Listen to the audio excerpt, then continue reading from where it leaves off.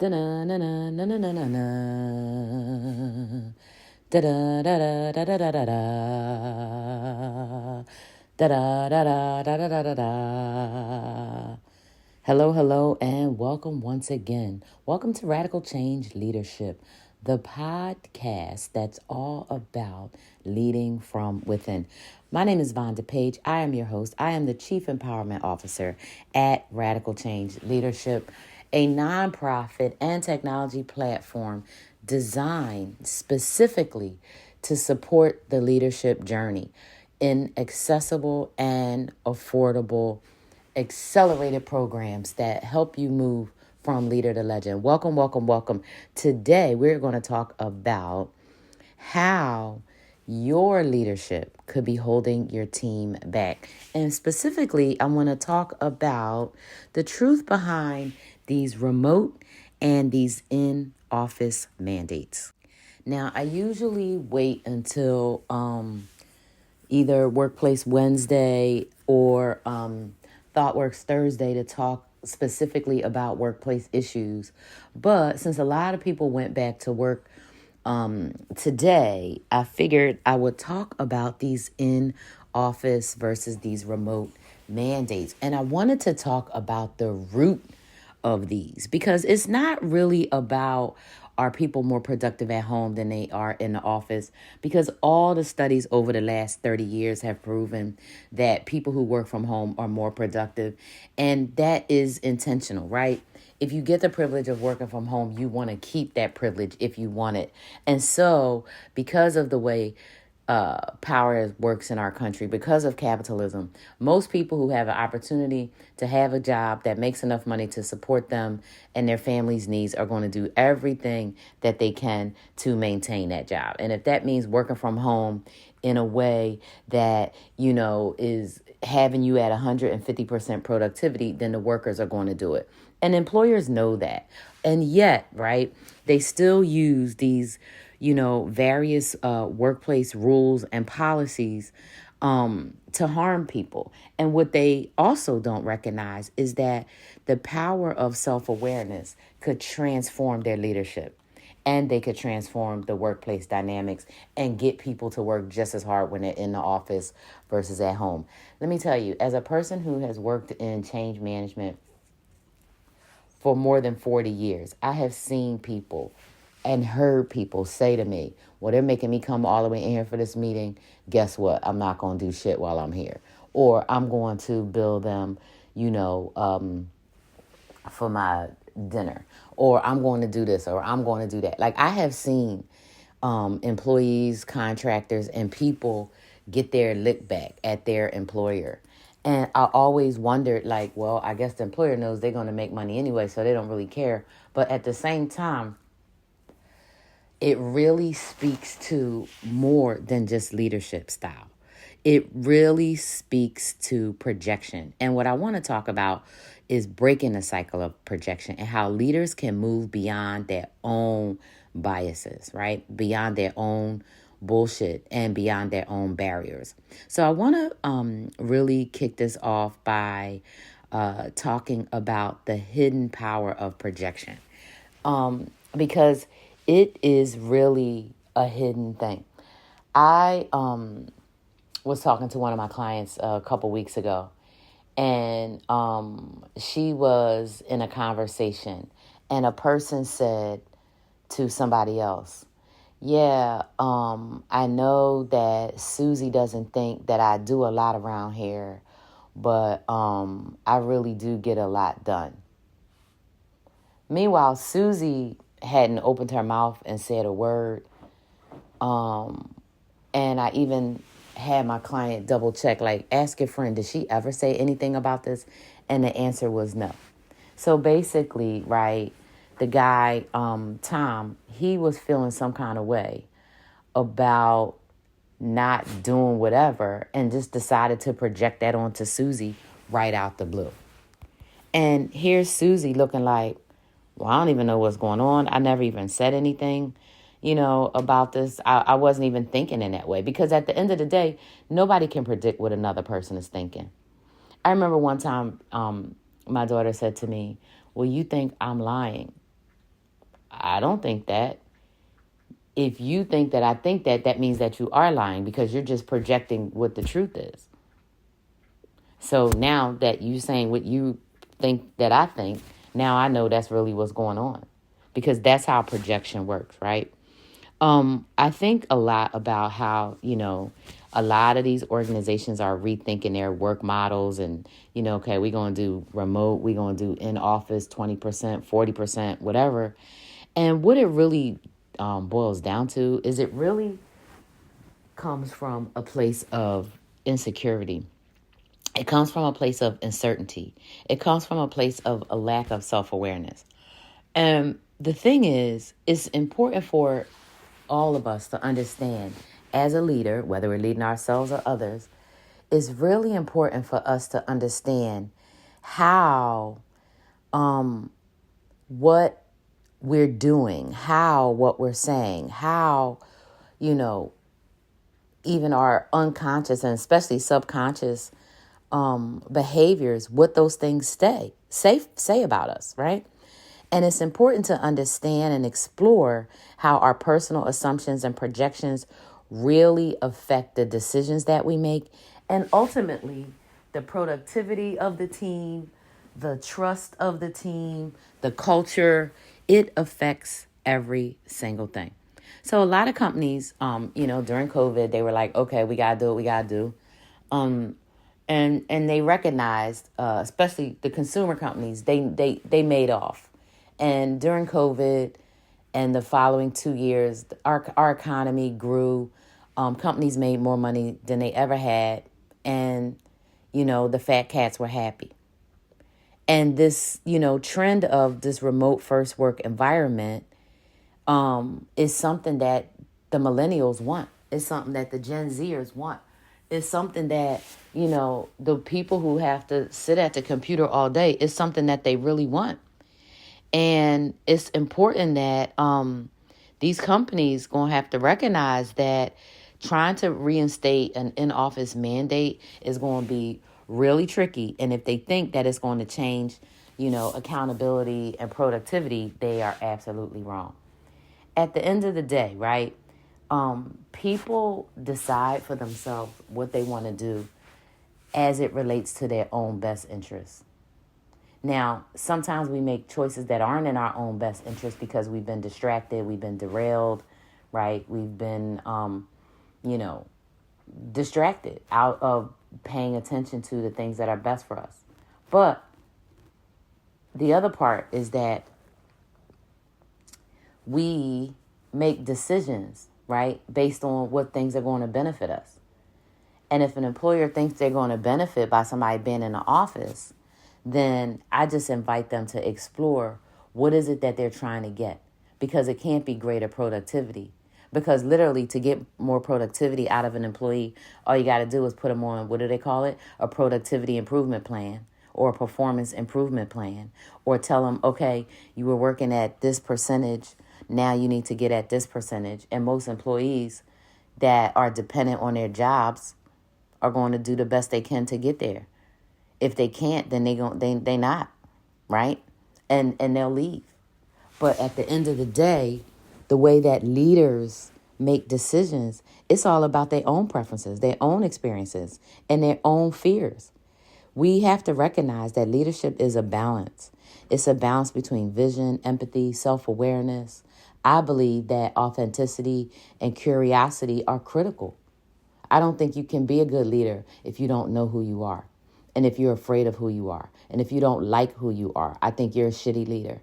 And every leader I've ever seen that didn't like themselves, every leader that I looked in the face and saw that they are just a scared, small little boy or a scared, small little girl, is literally broken my heart over and over and over again. And it's probably one of the reasons that, I've always had such agreeable and amenable and pleasant relationships with almost all of my bosses that I've ever had, those for whom I've been a trusted advisor for sure, because I could see inside the person and I could see where they were and where they were coming from in their leadership, especially if they are, CEO, CIO, a chief of a department, team, or company. I could see it just by knowing a very little bit about their background.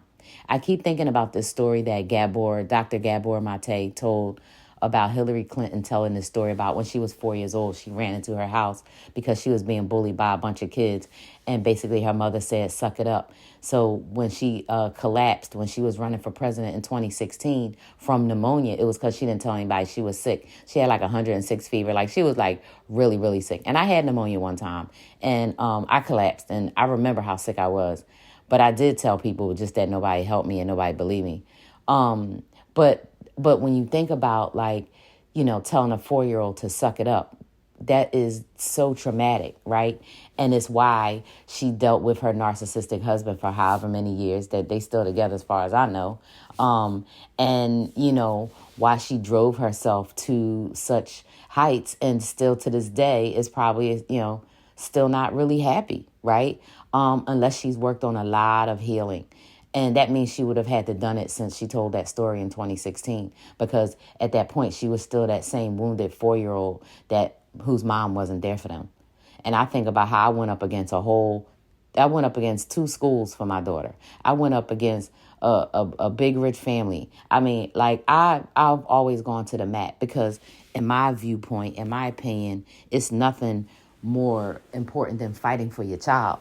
If you're not leading your family, then you're not leading anybody. And so when you think about, how leadership works and how it reflects your own preferences and experiences, well, I didn't have a lot of people taking up for me. I had to fight for myself. And I knew how that felt. So there was no way I was going to let my daughter be out in the world fighting for herself. I was going to fight for her every time. Fight for her as hard as I would fight for myself. And, as you learn to make healing a job, as you learn to make healing an intentional choice, as you learn to focus on your own growth and development, you develop as a leader and you don't need to try to control everything. What you'll learn is it's hard enough controlling your own self. What you'll learn is you have triggers that indicate places of wound that did something inside of you that's still there. And that's the stuff that you'll work on. You won't give a shit if somebody is coming into the office or if they're not. Unless you're just looking for personal connection and you're going to be in the office and that's why, right? So if somebody struggles, right, with remote discipline, that is something that they need to work on. That means that they might need constant supervision. And so what they're doing is projecting that onto an employee. So just because you couldn't work from home, just because you can't get up, brush your teeth and settle down and get in to start working right away, doesn't mean that other people can't. Just because you don't have the discipline to get something done without a deadline doesn't mean other people don't have it. But we project, right? And we project because we are not healed. We project because we are unaware. We project because we're doing these things subconsciously because no one has ever said to us, hey, let me break these things down to you. Let me give you some,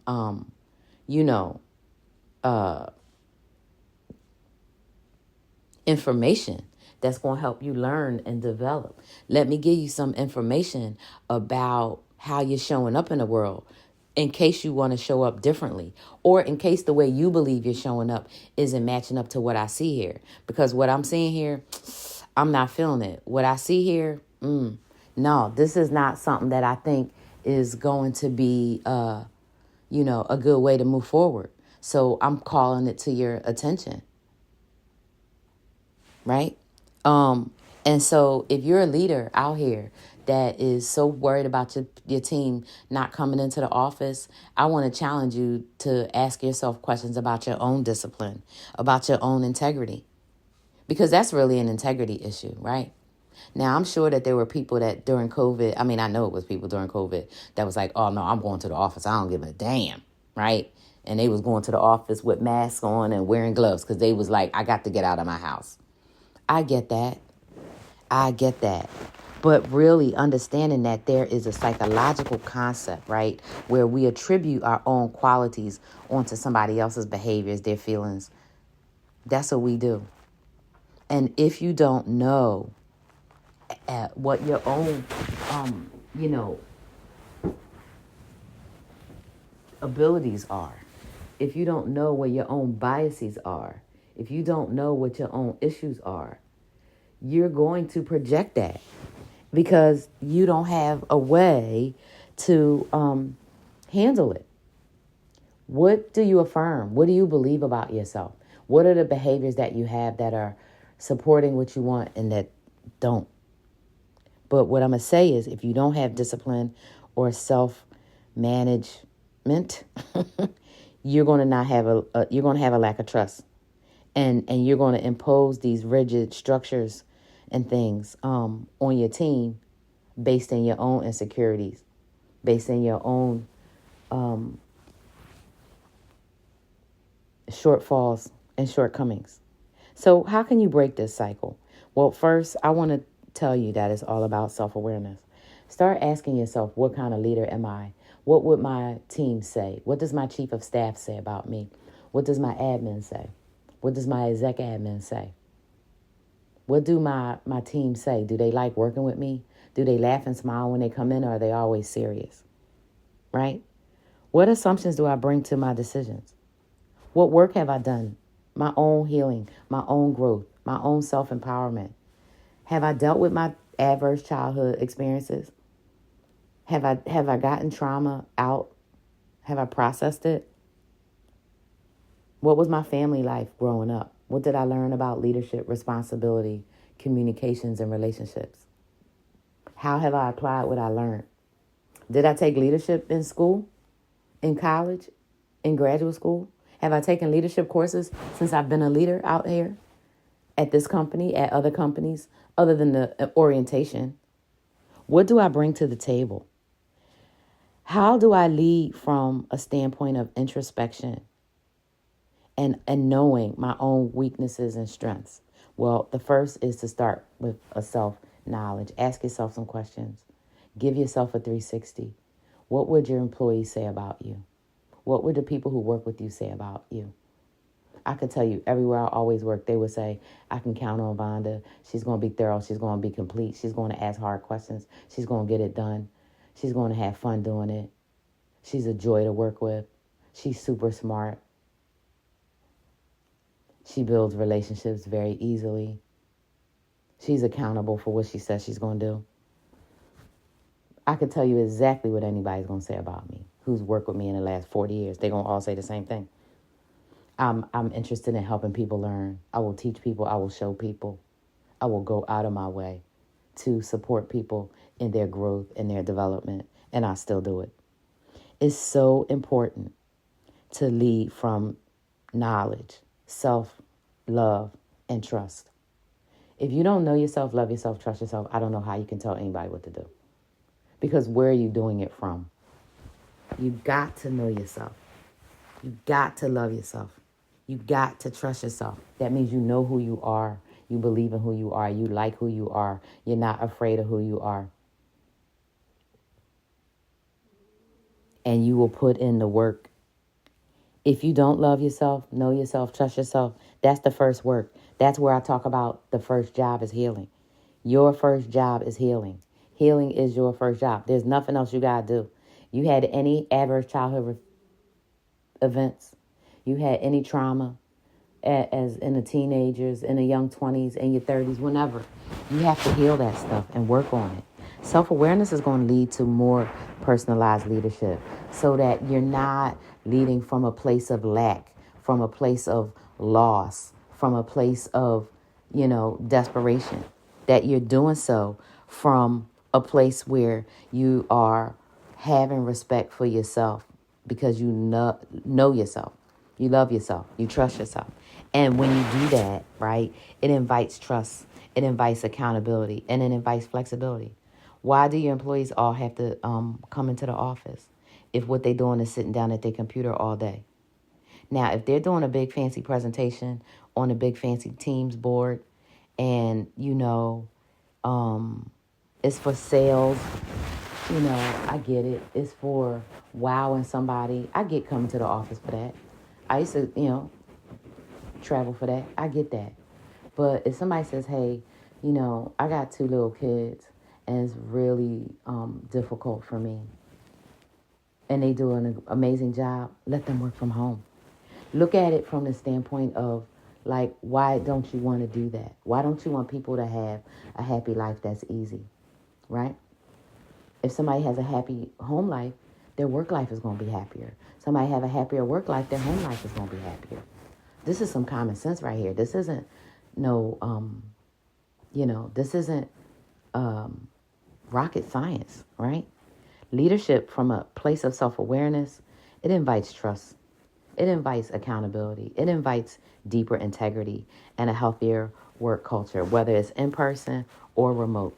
So what I want to do is I want to invite you to level up your leadership skills. I want to invite you to learn to lead by first doing that deeper work of radical change leadership from within. Whether you want to navigate dynamics of the workplace, whether you want to, really look at how do you deepen your strengths as a leader, either way, I'm here to help. The Radical Change Leadership Program not only is an application platform available in the app stores, but it is also a nonprofit leadership educational organization where we focus on accessible and affordable leadership training that meets you where you are. And whether you need one-on-one coaching, whether you like small group dynamics, whether you like a self-paced self-study or in hybrid, right? That is available within Radical Change Leadership. So what I want to do is I want to invite you a chance to book your free 15-minute coaching consultation. All you got to do is download the app by visiting radicalchangeleadership.org. And we can take it from there. Listen, the key takeaways is that your leadership projections affect your team.